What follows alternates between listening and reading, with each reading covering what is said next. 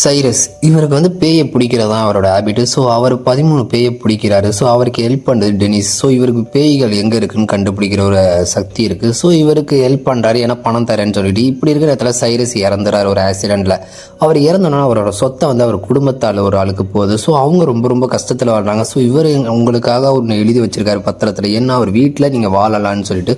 So இவர் ரொம்ப ரொம்ப கஷ்டப்படுற குடும்பம். இந்த நேரத்தில் ஹீரோவோட பொண்ணுங்கள்லாம் சொல்கிறாங்க, அப்பா இந்த வீட்டில் நம்மளால இருக்க முடியாதுப்பா, நம்ம அந்த வீட்டுக்கு போவோம், அவர் எழுதி வச்சிருக்க வீடு எப்படி தான் இருக்குன்னு பார்ப்போம், அவர் ஒரு கஞ்ச கிருஷ்ணர் தான் நினைச்சேன், பார்த்தா அவர் மனசு பெரிய மனசுன்னு சொல்லி அவங்க அப்பாவை அந்த வீட்டுக்கு கூட்டி போகிறாங்க. அந்த வீடு பார்த்தா பெருசாக இருக்குது அங்கே.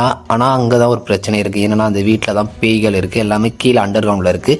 இந்த விஷயம் டெனிஸ்க்கு மட்டும்தான் தெரியும். ஏன்னா டெனிஸ் அந்த வீட்டுக்கு வந்திருப்பார். ஏன்னா சைரன் பணம் கொடுக்குறேன்னு சொன்னார், பார்த்தா பணம் தலை, அதனால் இந்த வீட்டில் ஏதோ ஒரு பொருள் இருக்கும், அதை நான் எடுத்துகிட்டு போகலான்னு தான் வந்தேன் அப்படின்னு டெனிஸ் வந்து அந்த வீட்டில் சொல்லுவாங்க. ஸோ அதுக்கடுத்து அவங்க எப்படி தப்பிச்சாங்களா இல்லையா, இந்த படத்தோட கதை வந்து ஸ்டார்டிங்லேயே போக ஆரம்பிச்சிடும். இந்த படம் மோஸ்ட்லி எல்லாரும் பார்த்துருப்பீங்க, பார்க்காம இருந்தால் மஸ்ட் வாட்சிங்.